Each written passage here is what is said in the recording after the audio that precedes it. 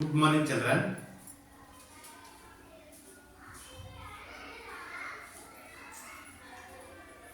Welcome to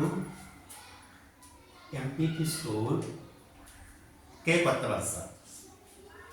ఈరోజు మనం fractions భిన్నాలకు సంబంధించి మరో సమస్యని సాధిద్దాం. ఓకేనా? చూడండి, ఈ క్రింది పేర్కొన్న సంఖ్యలను ఆరోహణ క్రమంలో రాయండి. చూడండి, ఏమి ఇచ్చాడు? 5/8, 38%, అదేవిధంగా 0.0038 ఇచ్చాడనమాట. వీటిని మనం ఆరోహణ క్రమము అంటే అసెండింగ్ ఆర్డర్.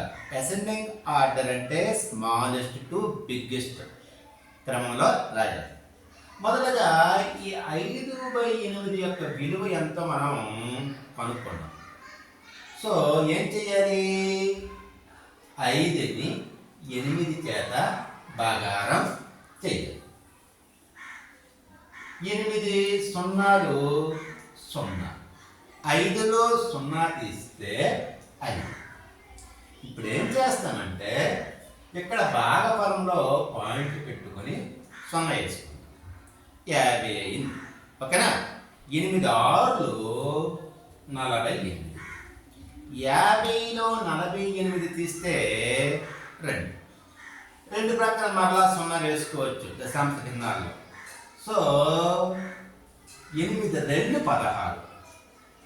20లో 16 తీస్తే 4, మరలా 0 వేసుకుంటే 40 అవుతుంది. 8 5లు 40. 40లో 40 తీస్తే 0. అంటే దీని విలువ 5/8 యొక్క విలువ 0.625. ఓకేనా? ఇది కంప్లీట్ అయిపోయింది. ఇప్పుడు మనం ఇది చేద్దాం. 38% అనేది చేద్దాం. 38% అంటే 100కి 38 అంటే 38/100. ఓకే, ఇక్కడ చూడండి, దీన్ని దశాంశ భిన్నాలుగా రాసుకోవచ్చు. ఈ 0 బదులు 8, ఈ 0 బదులు 3, ఈ 1 బదులు పాయింట్ పెట్టుకుంటే 0.38. ఓకేనా? దీని యొక్క విలువ కూడా మనకి తెలుస్తుంది. ఇది ఆల్రెడీ దశాంశ భిన్నాల్లో ఇచ్చాడు, పాయింట్లు ఇచ్చాడు కాబట్టి దాన్ని అలా రాస్తాం. ఇప్పుడు మనం ఏం చేయాలి? ఆరోహణ క్రమంలో రాయాలి. ఆరోహణ క్రమంలో రాసేటప్పుడు మనం కంపేర్ చేస్తాం, విలువలను కంపేర్ చేస్తాం. సో ఆరోహణ క్రమము. ఇప్పుడు చూడండి, ఇక్కడ పాయింట్లు ఇది యొక్క 0, ఇక్కడ కూడా 0, ఇక్కడ కూడా 0 ఉంది. పాయింట్కి పాయింట్, పాయింట్, పాయింట్. ఇక్కడ పాయింట్ తర్వాత 6 ఉంది, పాయింట్ తర్వాత 3 ఉంది, పాయింట్ తర్వాత 0.